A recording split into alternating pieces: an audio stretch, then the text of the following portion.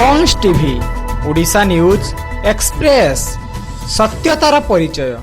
बालेश्वर जिला भोगराई ब्लॉक चन्नेश्वर विश्व मत्स्य दिवस पालित एथिरे मत्स्य मानक अर्थनैतिक और सामाजिक निरवता समेत मत्स्य एवं मत्स्यजीवी सुरक्षा उपरे आलोचना करा जायथिला।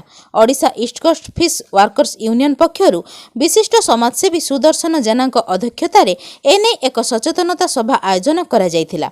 एथिरे समाजसेवी देवाशीष महांती, आईनजीवी मदन मोहन राउल, सुनील कुमार जेना, हरिनारायण महांती, सुमन कल्याण मंडल प्रमुख व्यक्ति उपस्थित थिले। सभास्थल प्रथमे श्रमिक नेता विप्लव हिमिली फटचित्र रे श्रद्धा सुमन अर्पण करिबा परे नीरव प्रार्थना करा जायथिला। परे सभा कार्य आरंभ करा जायथिला। बालेश्वर भोगराईरु जग्यव्रत पन्नांक रिपोर्ट, ऑन्क्स टीवी।